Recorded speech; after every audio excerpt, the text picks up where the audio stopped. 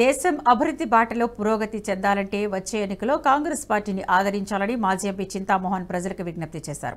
తిరుపతి జిల్లా శ్రీకాళహస్తిలోని RTC bus stand వద్ద చింతామోహన్ ఎన్నికల ప్రచారం నిర్వహించారు. ఏపీలో కాంగ్రెస్ అధికారంలోకి వస్తే ప్రతి పేద కుటుంబానికి 5,000 రూపాయల జీవన భృతి కల్పిస్తామని హామీ ఇచ్చారు. జగన్ ప్రభుత్వంలో పేదలకు తిండి కూడా దొరకని దుస్థితి నెలకొందని విమర్శించారు.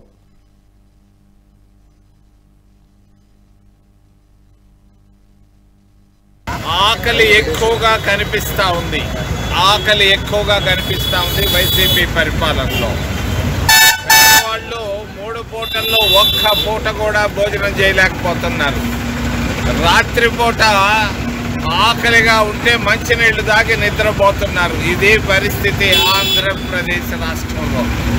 ఆంధ్రప్రదేశ్లో ఆకలి ప్రదేశ్గా మారిపోయింది ఈరోజు. కారణం ఎక్కడ పట్టినా నిరుద్యోగం.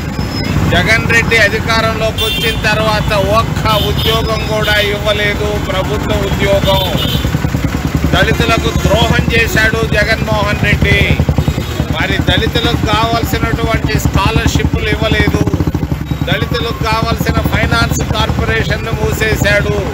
దళితులకు రావాల్సినటువంటి ఇళ్ళు కూడా ఆపేశాడు. మరి ఈరోజు పోలీస్ స్టేషన్కి వెళ్ళిన ఎస్సీలను చాలా హీనంగా చూస్తున్నారు. ఈ వీడియో మీకు నచ్చినట్టయితే లైక్ చేయండి, 10 మందికి షేర్ చేయండి. అలాగే కామెంట్ల రూపంలో మీ అభిప్రాయాలను మాతో పంచుకోండి. Nationalist hub group of channels ను సబ్స్క్రైబ్ చేసుకుని తెలుగునాట జాతీయవాద జర్నలిజాన్ని ప్రోత్సహించండి. ఈ వీడియో కింద ఉన్న బెల్ ఐకాన్ పై క్లిక్ చేయడం మర్చిపోవద్దు.